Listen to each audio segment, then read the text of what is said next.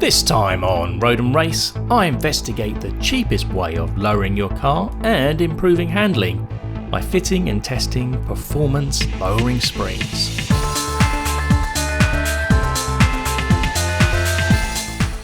Previously in this series, I've spent some time fixing all the issues that came with the car when I bought it, and then making sure the car was properly serviced. So now, after upgrading my brakes, seat and anti-roll bars, the performance mods continue by upgrading the suspension.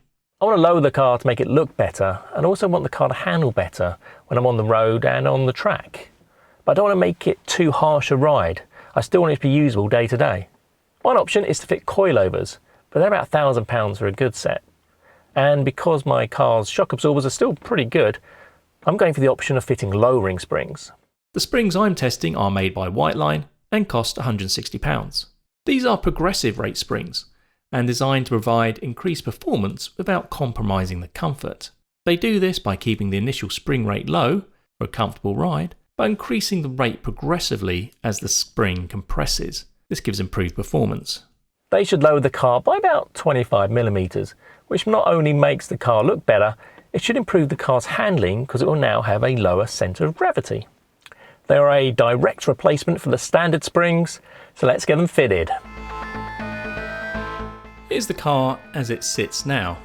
As you can see, there's a fair gap between the top of the wheel and the wheel arch.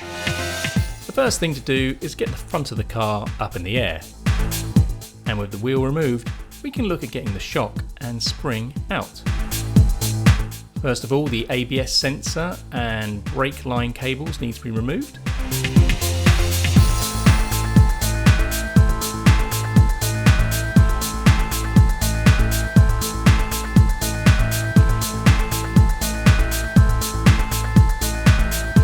Then we need to remove the anti-roll bar drop link.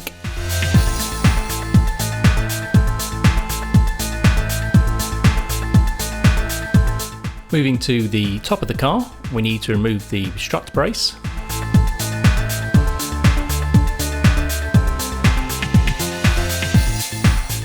Loosen up the top nut on the strut.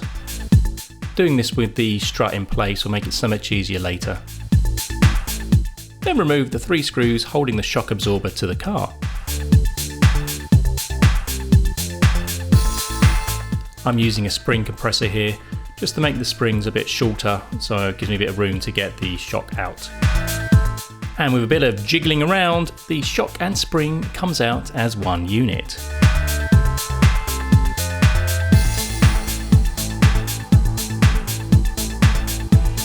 We now need to take it apart to remove the existing spring so we can fit the new ones.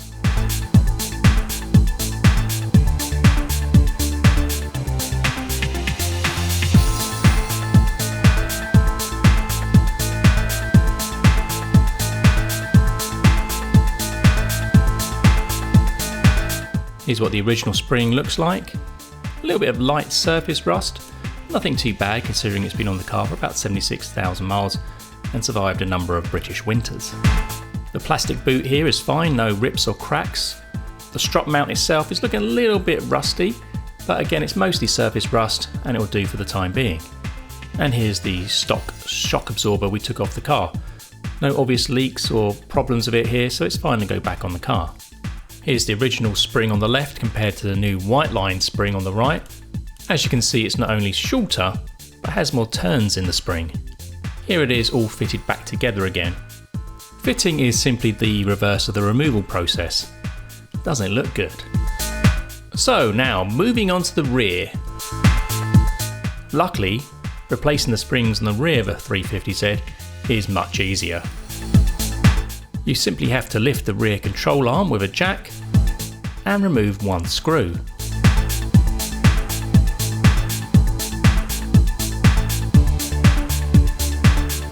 And with a little bit of leverage, the rear spring just comes straight out.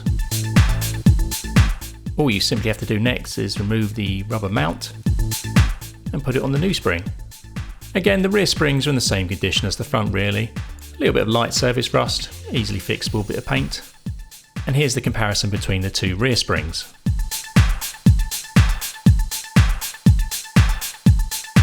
And here's the rear spring fitted back to the car. So here's the car before and after. As you can see, it's quite a nice drop. The car looks so much better now. The body now sits a lot more snugly on the chassis, making it look more purposeful. When you compare the before and after photos, the car actually looks like it's sitting far too high in the before photo, doesn't it? So very excited to be heading out for my first test drive. The first problem we face is, will I be able to actually get out of my driveway without scraping the underside of my car?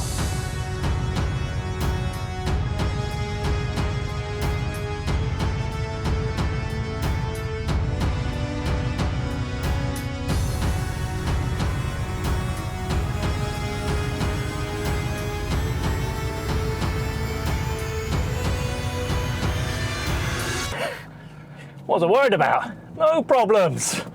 Right, let's go. I've been driving this car for 3 weeks now. Mix of country roads, town roads, you know, everything really. And I should talk about the comfort level.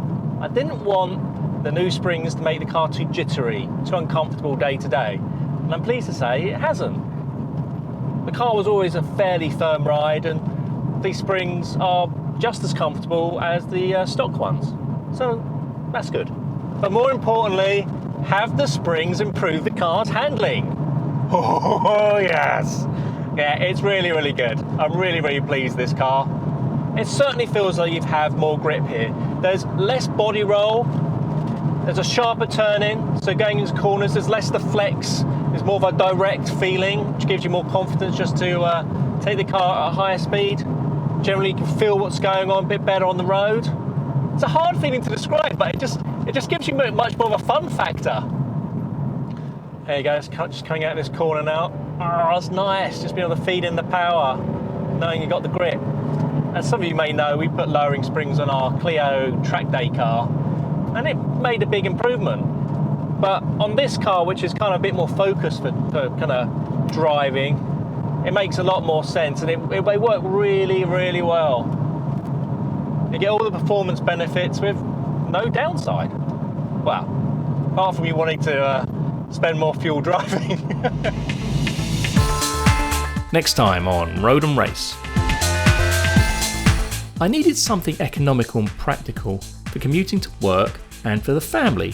So I got this 2008 E61 BMW 5 Series Estate. I picked it up cheap, so naturally it needs a bit of work. So coming up next is a series of videos of me repairing, servicing and possibly modifying this Bavarian beast.